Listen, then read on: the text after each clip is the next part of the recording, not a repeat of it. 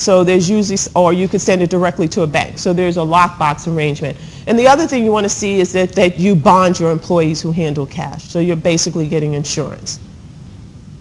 So those are some key controls. Some of the information processing control activities and physical controls. So things like, remember these are your different types of control activities. So in terms of information processing, you would expect to see a voucher package, and I talked about that. That's what I meant with the three-way match, where you have a purchase requisition. In this case, there are four documents. The difference between a purchase requisition and a purchase order is a purchase requisition comes from the person or department that's requisitioning the goods or services, and the purchase order is prepared and sent to, based on that requisition, is prepared and sent to the vendor to order the goods.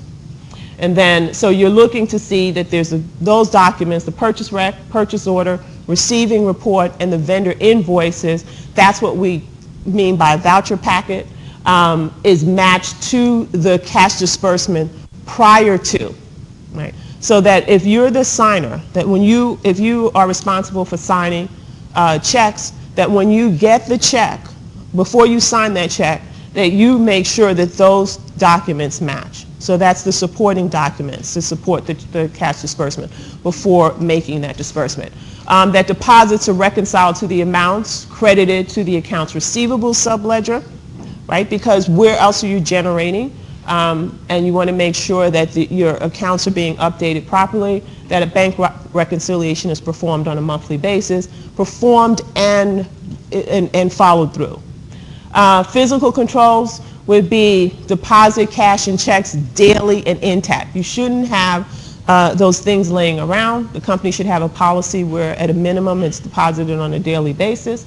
I talked about lockbox arrangements. You can have electronic data interchange, dual custody over cash, unused checks should be secured. This becomes, in this day and age where most transactions are occurring online.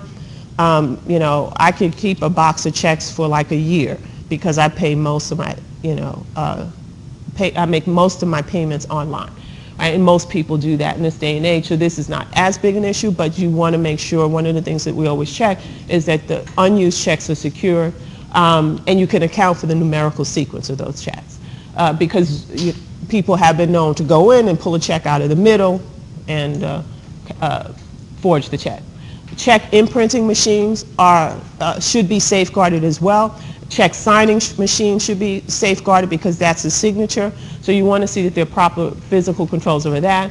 Obviously, segregation of duties, separate custody, authorization, recording and execution of the transactions. And what we mean by performance reviews is that someone is reviewing that these procedures are in place, and then as well as reconciliations, including bank reconciliations as well as